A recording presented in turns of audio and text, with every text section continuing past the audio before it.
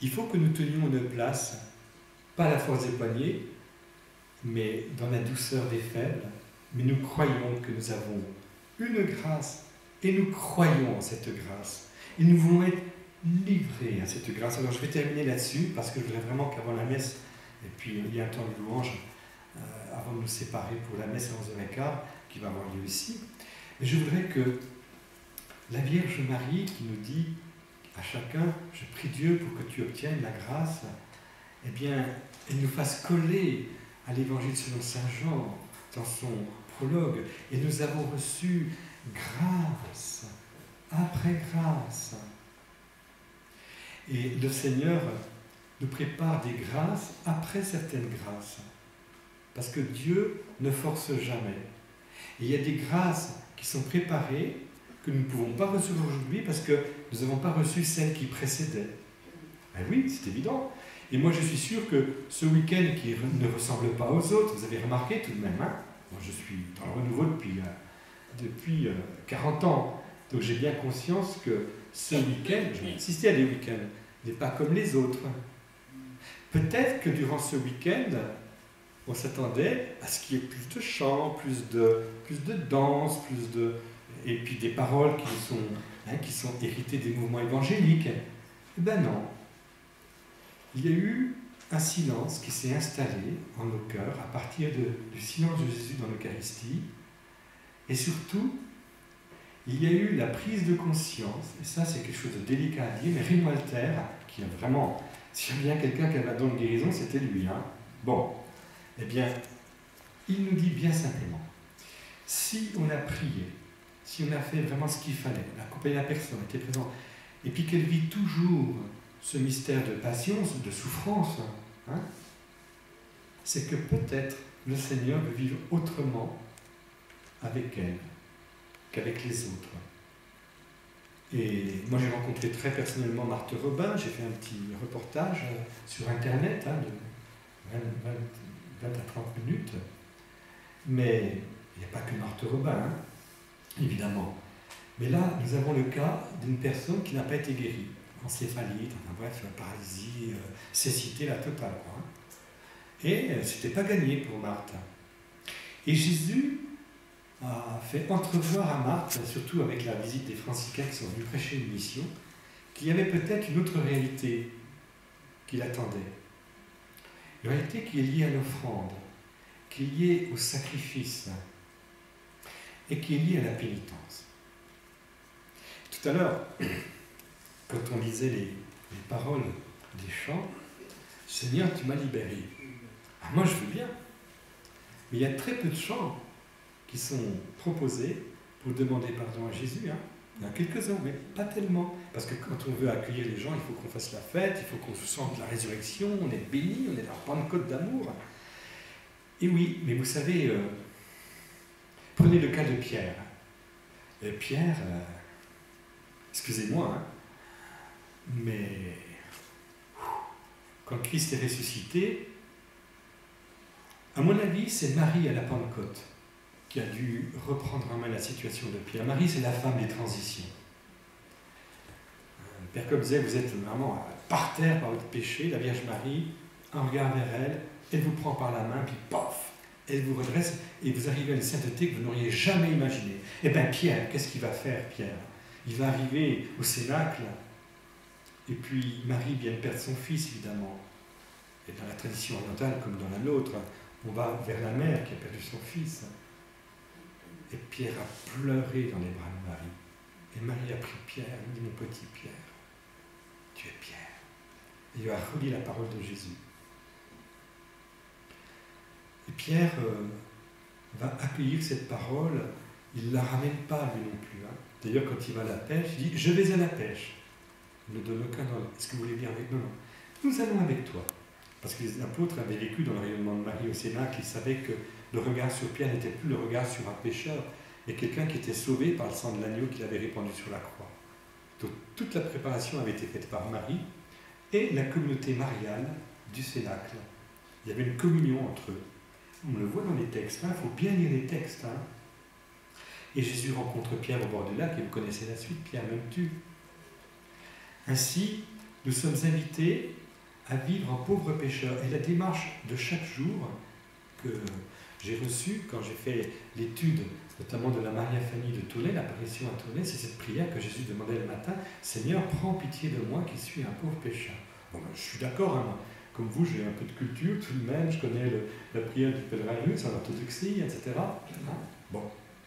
Mais Jésus en rajoute, « Seigneur, donne-moi toujours l'absolution. » Ça, là, Seigneur, tu n'es pas trop dans la pastorale actuelle, toi, hein, parce que va trouver un prêtre pour se confesser. Moi, je suis prêtre, donc je suis favorisé parce qu'ils n'osent pas me dire non. Il y a combien de chrétiens qui ont du mal à trouver un prêtre pour se confesser? Surtout si c'est des confessions qui ne vont pas avouer qu'on a tué son prochain ou qu'on a volé le compte en banque de sa voisine. Vous voyez, bon, bien. Ou qu'on a vécu dans le péché des commandements en dessous de la ceinture. Non, non. Ouais, le prêtre, il dit, mais qu'est-ce qu'il a à vouloir se confesser? Alors, Seigneur, prends pitié de moi qui suis un pauvre pécheur. Seigneur, donne-moi toujours l'absolution. Seigneur, fais que je meure en état de grâce. Alors là, je pense que Jésus, au ciel, il faut qu'il atterrisse sur terre. Hein, parce que c'est pas ça qu'on propose dans la pastorale actuelle. Hein. Et il en rajoute, Seigneur, préserve-moi du péché mortel. Je dis, non, c'est trop quoi. Hein. Et la dernière de moi, Seigneur, je t'offre ma journée. Et le Seigneur voudrait que tous les matins on dise ça. Je dis, mais c'est un casse-tête. Hein. C'est pas un casse-tête chinois, c'est un casse-tête hébraïque, hein, parce que c'est un hébreu, Jésus. Hein. Qu'est-ce qu'il a voulu dire, Jésus? Eh bien, j'ai compris que du point de vue du ciel, le grand enjeu de chacune de nos journées, c'est de vivre en état de grâce et de vivre le mystère pascal tous les jours, mourir à soi-même, renoncer à soi-même. Et si vous saviez, quand je viens me confesser, tous les péchés qui sont liés à ce problème-là, hein, renoncer à soi-même. Donc Jésus, il tape juste. Hein. Seulement, il ne tape pas au niveau, on va dire, de notre pastorale habituelle quand on parle de cette notion-là. Seigneur, prends pitié de moi qui suis un pauvre pécheur, on est à chaque Eucharistie, d'accord? Bon, Seigneur, donne-moi toujours l'absolution, ça veut dire que je dépends d'une tendresse de Dieu qui veut, à travers le sacrement de la réconciliation, m'offrir sa miséricorde. Il n'attend pas que je sois au sacrement pour me la donner. Hein. Mais qu'est-ce qui fait la différence dans l'Église catholique avec les autres? C'est que nous avons un sacrement spécifique, le sacrement de la tendresse du Christ ressuscité, qui nous dit « M'aimes-tu comme à Pierre ?» Donc, Seigneur, donne-moi toujours l'absolution. Est-ce que vous savez que quand vous recevez l'absolution, vous libérez en vous les capacités à recevoir l'Esprit Saint? Moi, ne me demandez pas d'être témoin et de prêcher si je n'ai pas vécu avant une purification avec le Seigneur. Hein. Et j'ai besoin de me confesser. Dès que j'ai une mission importante, je me confesse. Hein, ça, c'est clair. Hein. Parce que c'est Dieu que je veux donner, c'est pas moi. Donc, Seigneur, donne-moi toujours l'absolution. Et tous les jours, on veut donner Dieu aux autres. Et on peut donner l'absolution que si je suis un pauvre devant un autre pauvre. Si le gars qui est en face de moi ou la personne est tordue dans le péché, je ne peux l'accueillir qu'à partir de ma propre vérité de pécheur. Mais pardonnez, donne-moi toujours l'absolution. Donc là, on rentre déjà un petit peu dans le chant de tout à l'heure qu'avait proposé Jean-Baptiste. Et puis, Seigneur, fait que je meurs en état de grâce, et Seigneur, préserve-moi du péché mortel. Et là, le Seigneur insiste lourdement pour nous dire qu'il y a des manières de vivre et de faire, et des choix qui peuvent nous être comme dérobés par l'adversaire, et où nous tombons dans une relation faussée avec Dieu, et même avec nous-mêmes, et le péché mortel s'installe. C'est une affaire très gênante, parce que Dieu est tendresse. Il ne peut pas imposer l'amour. Vous connaissez la fin du Cantique des Cantiques. Donc la question du péché mortel, ce n'est pas une question comme ça du siècle passé. Hein. Et enfin, Seigneur, je t'offre ma journée. Et je voudrais que, à partir de cette réalité-là, et j'ai abordé cette question de manière très précise tout à l'heure, rappelez-vous, quand nous demandons pardon à la place de celui qui nous agresse, hein, ça peut être un pasteur d'église, pourquoi pas, un prêtre, en demandant pardon pour lui, eh bien d'abord, nous n'entretenons pas la rancune, mais surtout, nous posons un regard d'espérance, parce que nous ne pouvons rien faire pour le transformer. Et nous croyons que Dieu a une grâce à lui offrir particulière à partir, par exemple, de l'adoration eucharistique qu'il ne veut pas favoriser dans sa paroisse. Eh bien, c'est l'Esprit Saint qui va, par cette demande de pardon que nous faisons à sa place, libérer son cœur et puis s'infiltrer en lui de manière très très subtile. Et vous savez, quand il y a eu l'affaire de Charlie Hebdo, moi j'ai pris le contre-pied total de ce qu'ils disaient au niveau national. Je ne suis pas Charlie, je suis Jésus. Et je suis Jésus qui prend sur lui le péché du monde. On va aller voir. L'applaudissez pas trop vite, hein? Parce que là, vous allez voir que vous n'applaudirez pas tout de suite. Hein? Je suis Jésus qui s'est fait pécher. C'est-à-dire que je fais mien le péché qui a été commis par ces meurtres. Et je demande pardon à la place de ces meurtriers. Comme si c'était mon propre péché. Je dis, Seigneur, prends pitié de moi, pécheur. J'ai tué. Et ça, c'est vrai dans d'autres domaines. Prends pitié de moi, Seigneur, j'ai médit, j'ai calomnié. Et je me laisse aimer en même temps que celui pour qui je prie, en me mettant à sa place. Je me mets à sa place pour recevoir la grâce de Dieu. On n'est plus du tout dans une mission qui consiste à vouloir prendre du pouvoir et puis quand même, c'est nous qui avons la vérité et puis tu vas voir, je vais te montrer qu'on n'a plus rien à prouver. La seule chose que nous avons à prouver à l'autre, c'est que nous sommes plus petits que lui et que sa résistance, je la fais mienne parce que je la comprends et je demande au Seigneur de m'aimer au cœur de ma résistance qui était la sienne. Est-ce que vous saisissez cette transformation dans notre mission? Et bien sûr, à partir de là, on va vivre des choses très très belles sur le plan de la mission. Mais on vivra une mission qui ne sera pas d'occuper l'espace, mais de libérer l'espace à l'Esprit Saint, parce que nous, on est plus petits que ceux à qui on s'adresse. Amen. Amen.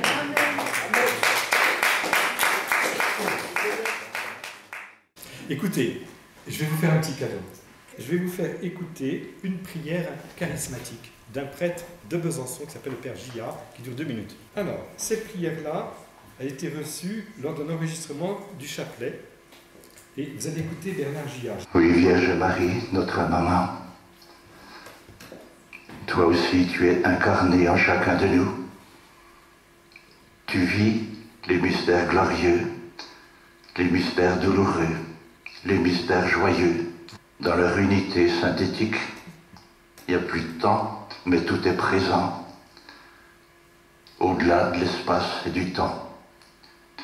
Nous ne pouvons pas vivre, nous, en plénitude, les 3 choses, la joie, la souffrance en même temps, avec la même intensité. Mais toi, tu le peux, Vierge Marie, puisque tu es la toute-puissante, par ce don incroyable que le Seigneur t'a fait.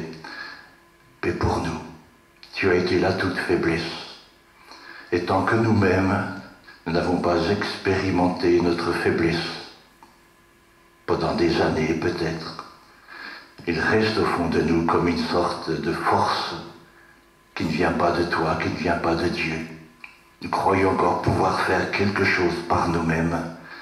Et il faut que nous renoncions à croire que c'est possible par nous-mêmes. Il faut donc expérimenter notre impuissance et le constater maintes et maintes fois pour perdre notre orgueil natif d'homme qui veut dominer, qui veut réaliser quelque chose par lui-même. Et dans l'ordre de la grâce, dans l'ordre infini, dans l'ordre de l'amour, nous ne pouvons rien sans toi. Mais tu nous l'as dit, et Saint Paul nous le disait déjà, c'est dans ma faiblesse que je suis fort. C'est quand nous savons, Vierge Marie, que nous ne sommes rien, que le Seigneur peut tout, que toi tu peux tout, puisqu'il t'a tout donné pour nous, pour tes enfants. Donne-nous cette grâce aujourd'hui, maintenant et pour toute notre existence, de pouvoir reconnaître notre pauvreté, notre misère, notre impuissance, pour te donner cette puissance et cette joie qui en résultera, puis qui rejaillira aussi sur nous, sur tous tes enfants, quand tous enfin pourront être emportés dans l'amour infini de la résurrection définitive. Tu nous aimes.